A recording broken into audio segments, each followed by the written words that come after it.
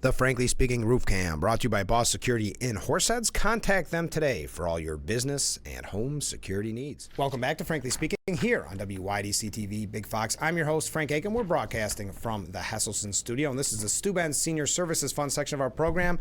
And joining us in that studio is Chair of the Steuben County Legislature, Kelly Fitzpatrick. Thanks for being on the show again.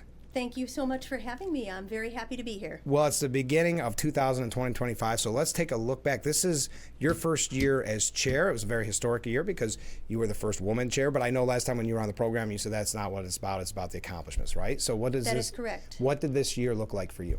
This was a big learning curve year, but also a year of a lot of accomplishments. Mm-hmm. I did a 2024 year in review email for my legislators, and it was very interesting because I went back through all of our minutes and whatnot from our main legislative meetings. So some of the big things that we did was we adopted our comprehensive plan the beginning of 2024. And that's a huge thing. That should last for at least 10 years, and it gives us guidelines for policies and things. So we can look at that plan, say these are priorities for Steuben County, and how do we make sure that our policies are in line with that comprehensive plan. Sure.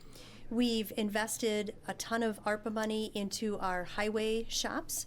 Those are just about buttoned up and complete. We've established the EMS service, and we have also established a capital reserve for the EMS service so that if we need more equipment, we can buy that equipment. Right now what we're doing is we've established municipal agreements with varying agencies so we can use the equipment that's already in service and we can use it for our own EMS service. And so we've hired part-time emergency medical professionals, and we're hitting the underserved areas in the county. I've heard that's been very successful, maybe even more so than originally thought. I think that there was such a need for it that we don't even realize. We've gotten so accustomed to this area and the volunteer services that we have that unless you were in one of those areas where you couldn't get the volunteers in the rigs to come out and help you, we are oblivious to the fact that there was even an issue. And so we had many meetings about it, but finally got it off the ground. And so that is a major accomplishment that we're very pleased to have done. And I'm sure in the future that we'll have to expand it more and more. And you had mentioned it's a year of a learning curve. What perhaps surprised you as you became chair, as compared to when you were legislator? I think that Phil Roach put it best when he said it's lonely at the top. And there are certain things that you end up having to do as the chair that I never really realized. And finding that right balance between how the county manager and I interact, the things that I want to do versus our rules of procedure, our county charter. Sometimes there are things that are done a particular way, and I was trying to buck that trend a little bit, just to let's shake it up. Let's take a look at things and how they're being done, and what can we do to make things better. Well, isn't that the idea of fresh blood, right? That brings somebody new in with new ideas. That is right. And I would routinely bring in agenda items and not really mention it until we got to the committee meeting. Right. And so that was not making everybody very happy. Right. But I thought it was important for the chair of any particular committee or myself to be able to bring whatever business they want to a committee for it to be discussed. How quick did you adapt to this new role as chair? Are you still adapting? I would say I feel far better about it right now than I would have told you I did 6 months ago. Sure. I feel like some of the things that have happened, the flooding, the meetings with Governor Hochul, some of the other meetings that this position has made me available to and privy to have made me grow as a person, made me look at our county in a whole different perspective. And when I can take that perspective, pass it to my chairs of my committees and try to make a difference in the county, that is the best part. I really feel like I am in charge now. Now, throughout the year, there has been, well, let's face it, the legislature has been in the news for various reasons. What do you think, and we'll get to some of those in just a moment, what do you think the, for lack of a better word, relationship with the legislatures are at this point? in general. The relationship amongst the legislators, I would tell you we really get along quite well on most issues. We have a board of 17. There are 15 Republicans and 2 Democrats, although I would tell you that party politics really don't play a factor in the items that we deal with at our level. But 99% of the time, we get along, and most of us are on the same page. I'm glad you said that about party politics, because it really isn't, everybody wants to talk Republican and Democrat, but at that level, it's really not about the party politics. It is absolutely not. Yeah. The thing that I want to try to impress upon people is that each of our districts is separate and unique. And what might be good for my district, which happens to be the town of Bath, might not be good for what's best in Corning or Hornell or some of our smaller communities that are outside the 3 general big metropolises, we'll call them. So that's really where it comes into play. But it doesn't matter whether you're a Republican or a Democrat. You need to know your constituents and know what they need and what's best for them. And that's why I bring it up, because I want people to realize, and there's going to be an upcoming, and I'll get to that later after we talk, but a petition, how to learn to do petitions. So for people that want to run, they should realize that this isn't Trump-Harris when you're running for legislature. So we'd encourage everybody to get involved, not just at legislative level, but also at the local level in general. But I'll talk about that at a time when you're not here, because time is precious when you're here. So tell us about being chair, what you'd like to see change. I would like to see all the chairs of my committee be a little bit more actively involved in the preparation of their agendas for their meetings. Okay. I would like to see us do a little bit more forward thinking on business of the county rather than always being reactive to things that happen. It seems like we're approving contracts and approving bids and going out to RFP, and that's fine and dandy, but what else can we be doing? We need to look at it from that fresh perspective. Do you have priorities that you're looking at? I do. Yeah. I actually have charged all of the chairs of my committees to establish priorities for 2025. I want those priorities shared with the department heads that are in line with their committees. We need to do more things to attract more people to work for the county. I don't know if we can use headhunters or what we have to do. But there's got to be a way to show that working for Steuben County can be a great thing. We need young people. We need fresh blood. We need to reach out to the colleges, the high schools, and show people that there are great jobs within the county, and not only is it a great job, but you're potentially helping people at the same time. Why do you think it has been such a struggle? Because it's not just Steuben County, as you know. I mean, we've talked with Chemung County, but just in general, there's such a need for people to work for the county. Why do you think that is? Because it is a good job. It is a great job, and I really don't understand how people can stay home and not work. I have never been able to do that. I don't know if there is talk that because of the baby boomer generation and them retiring, that there isn't the same amount of population to fill those jobs.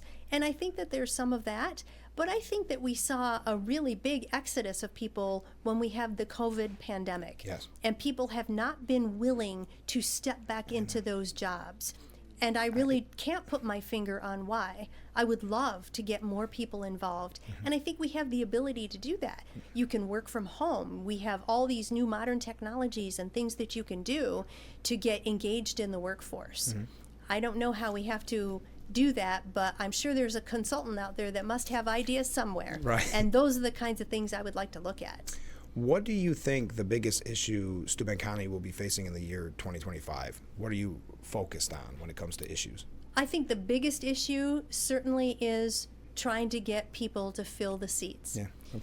We have a substantial mental health crisis, and I would tell you that is not just a Steuben County issue either. I think we need to normalize mental health concerns just like we normalize going and getting a physical at the doctor's office. But in order to provide those services, we need to get the professionals in those seats. I know that the city of Corning has reached out to us. They wanted us to establish a mental health professional within their office. Although we're not sure how that's going to work, we'd really like to expand the crisis team. The crisis team can go out and meet with individuals. They can go with law enforcement and help an issue that is just starting to boil over. And if we can get someone who needs mental health assistance in that program rather than getting them into law enforcement's hands, I think that that will be a much better use of time and resources. Now, speaking of law enforcement, that's what I was mentioning, kind of the 10-pound, what is it, the 1,000-pound elephant in the room, which is Sheriff Allard. We have him on the program numerous times throughout the year. And there is obviously the lawsuit with the county. Lawsuit's not the right word, but that's the word I'm going to use because I can't think of what the right word is it? I think Jim always reminds me that it's not a lawsuit. I know. I can't so think of I try to refer to it simply as litigation. Litigation, thank you. That was the word I was looking for. So tell me about the litigation, how that unfolded as much as you can from the county's perspective and where this goes in the future. The litigation was certainly a black eye for all of us. Mm-hmm. It's an indication to me that we all can't get together as a team, communicate properly, and work together. The legal team that we have was certainly surprised that the litigation did not rule in our favor. Right. But from my perspective, I say, let's just leave it where it is. Yeah. If we decide as the board that we do not want to indemnify the sheriff, mm-hmm. then we simply need to move forward, pass the local law, do it 100% in open session so anyone can come in and listen to what we are doing, and we move forward. My position is that looking through the windshield is a much bigger and broader perspective and a smarter use of our time than looking in the rear view mirror and trying to think that we can appeal this decision. Right. The appeal, I guess at some point there's that old saying, when you find yourself in a hole, stop digging, right? Yes. Doesn't it seem like an appeal just keeps something in the news, keeps people talking about something that really shouldn't have, in my opinion, I'm not putting words in your mouth, in my opinion, should have never started in the first place? I think if we had better communication mm-hmm. and just a better working relationship with the sheriff, that it never would have happened. Mm-hmm. I think that certain things got brought to the surface, perhaps blown out of proportion a little bit because certain styles of management liked getting things to be blown out of proportion. Sure. And when you're constantly being put under the magnifying glass mm-hmm. and you're constantly having mud thrown at you, eventually some of it is going to stick. Yeah. And I appreciate Sheriff Allard for taking a stand on it. I mean, it's the David and Goliath battle because he is one single person mm-hmm. taking a stand against the position that the county took. Yeah. I am not saying that our position was wrong. I am saying that we, as a group, had passed a local law to provide him with insurance coverage. Right. If we now, as a group, decide the sheriff wants to have his own policies, run his department the way he wants to without the guidance and direction of the county and the legislature, that is perfectly fine. But we can't put the taxpayers at risk for some of those policies and have them pay for any issues that might come from that. Well, and that seems to be the problem, especially if you do appeal the decision. Taxpayers, I know we hear from people on the show, and I joke, but they're not even in Steuben County, but they've been following this because it's made the news. You know, they may be from Chemung, and they're saying, well, we never heard about this one. And then there's the issue with executive session, which we'll get to in a moment. But at what point do you say, okay, you know, we'll lick our wounds and we don't want this to affect the taxpayer any longer because this isn't free? That is correct. Legal services are very expensive. Some of the numbers that Sheriff Allard quoted for how much money we have spent on his particular litigation aren't exactly accurate. Okay. Not all of that has been directed at the litigation that Judge Cook ruled on, but it certainly is a reflection of money that we have invested in looking into his department. Right. So going back to what I had mentioned with the executive session, that was something that people took a major offense to because we didn't know this was going to happen until the day it happened originally.